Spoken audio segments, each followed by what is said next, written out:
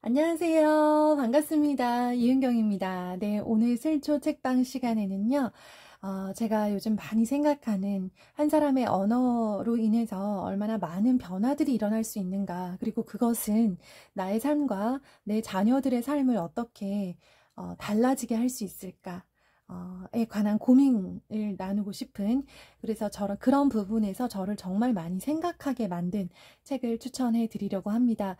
저는 무언가 정보가 많이 담긴 책보다는요, 제가 미처 생각하지 못했던 부분들을 생각하게 일깨워주는 책을 좋아하고요. 한번 그 책을 만났다 그러면 여러 번 반복해서 읽는 편입니다. 왜냐하면 다시 읽을 때마다 정보만 담겨 있는 책은 다시 읽어도 그 정보가 변함이 없는데요.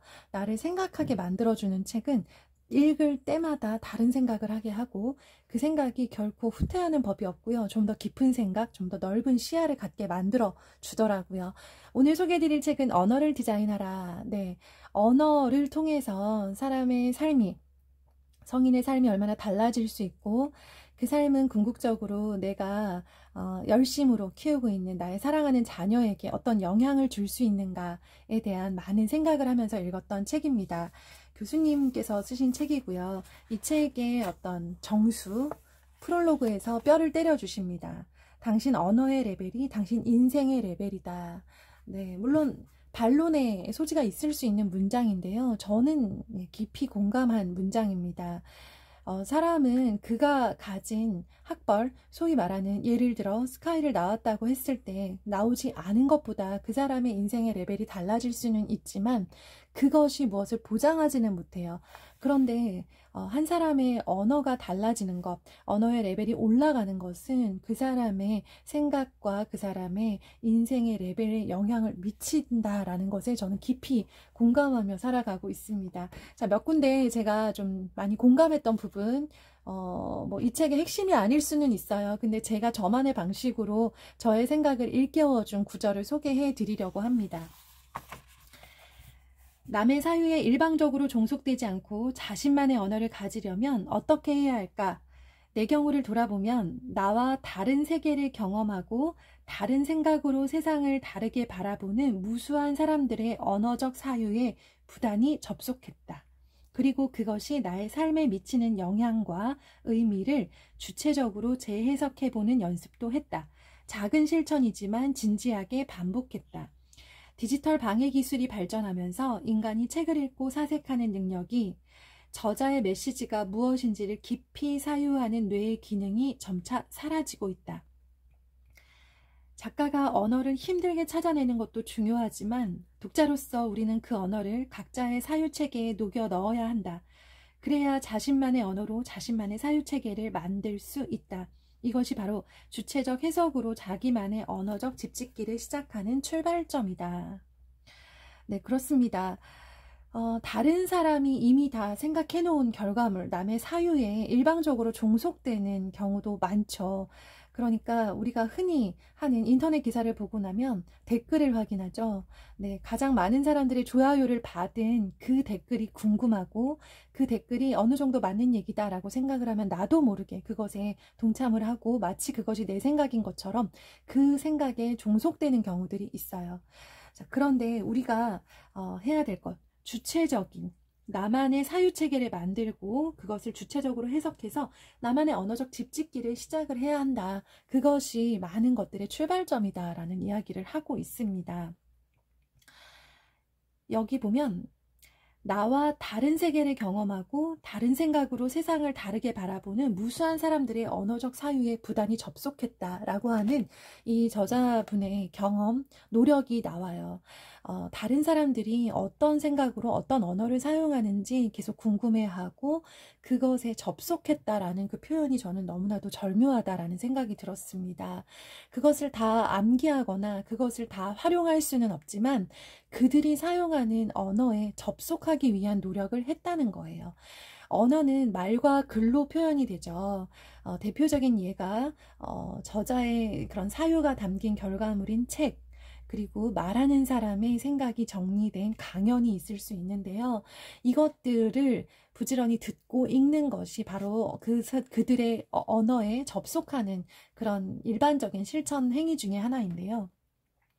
그러다 보니까 그러한 것들을 계속 반복하는 그런 노력을 할수록 그들의 언어 세계에 근사해지는, 그리고 그들의 사유에 종속되지 않고 나만의 생각을 갖게 되는 사람이 될 수 있다라는 거예요. 우리 그렇게 살아야 되잖아요. 그리고 만약에 내가 그렇게 살지 못하고 있다면 나부터 시작하는 노력으로 우리 아이들이 그런 삶을 살았으면 좋겠어요. 자기만의 생각을 가진 사람. 너무 멋지죠, 그죠?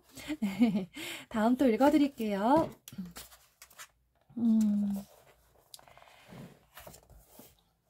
언어는 습관이자 관성이다. 습관적인 단어만 사용하면 사고도 거기서 단절된다. 거듭 강조하지만 언어가 바뀌지 않으면 사고도 바뀌지 않는다.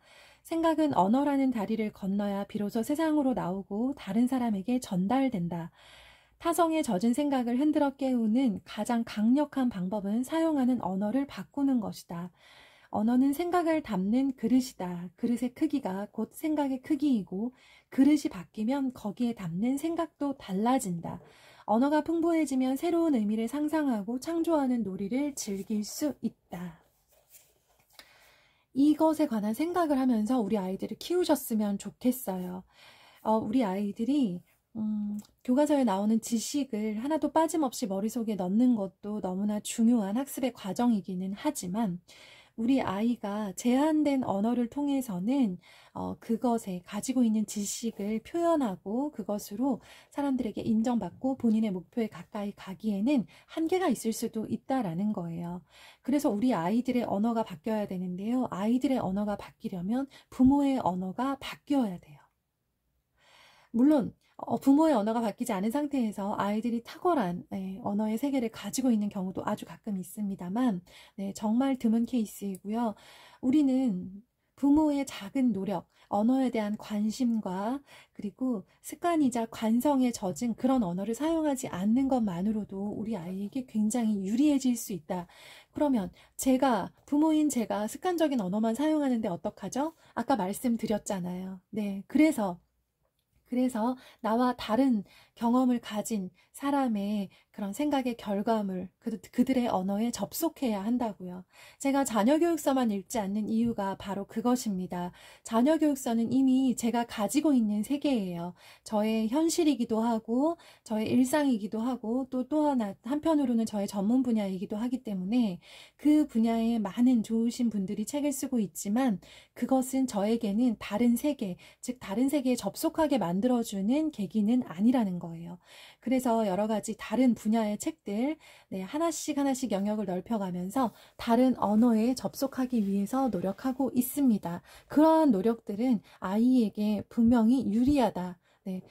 저라는 인간 한 사람을 변화시키고 저의 레벨을, 인생의 레벨을 높여주는 열쇠이기도 하지만 우리가 이렇게 많은 고민을 하는 것들, 내 인생에 여러 가지, 몇 가지 안 되는 그런 바람 중에, 소원 중에 하나인 우리 아이의 인생이 레벨이 업그레이드 됐으면 좋겠다. 나보다 올라갔으면 좋겠고, 이 아이가 꿈꾸는 것에 가까이 갔으면 좋겠다라는 그런 바람이 있으시다면, 부모가 습관과 관성에 젖지 않은 언어를 먼저 사용해 주시는 것. 너무나 중요하다라는 생각을 합니다. 자, 마지막으로 소개해드릴 문장입니다. 처음 만나는 사람이 어떤 사람인지 궁금하다면 그가 사용하는 언어를 살펴보면 된다. 한 사람의 언어는 삶 속에서 숙성된 사고를 반영한다.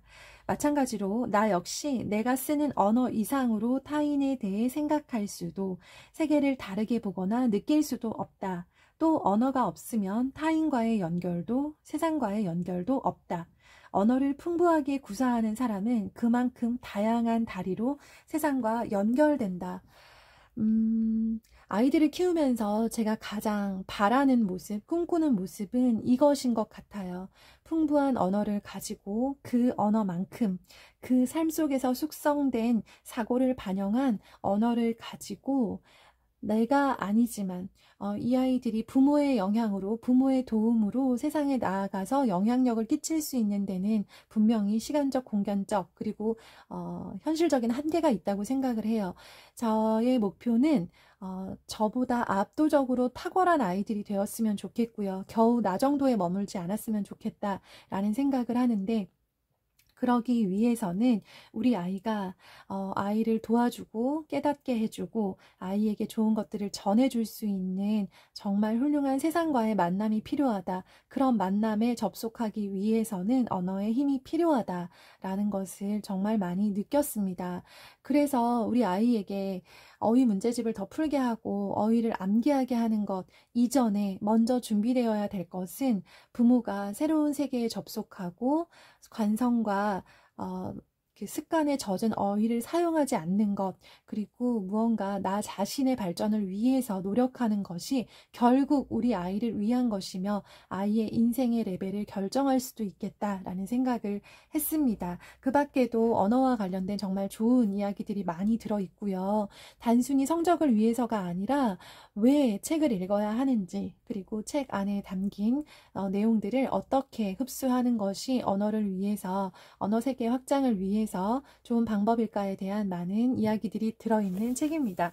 네, 오늘 나누고 싶었던 책이었고요. 우리 어머님들도 또 제가 셀초 책방에서 함께 나누었으면 좋겠다라고 생각되는 책들 있으시면 댓글로 남겨주시면 좋겠습니다. 언어에 대한 고민들 그리고 경험들 있으시면 역시나 따뜻한 댓글로 나눠주세요. 셀초 책방이 우리 어머님들께 한 번 더 멈추어 생각할 수 있는 좋은 시간이 되었으면 좋겠습니다. 추워집니다. 밖에 나가기 싫은 날 오늘은 꼭 우리 어머님들 책장에 있는 책 한 권씩 골라서 다른 사람의 사유의 결과물인 그들의 경험이 담긴 언어에 접속해보는 그런 하루가 되셨으면 좋겠습니다. 좋은 하루 되세요.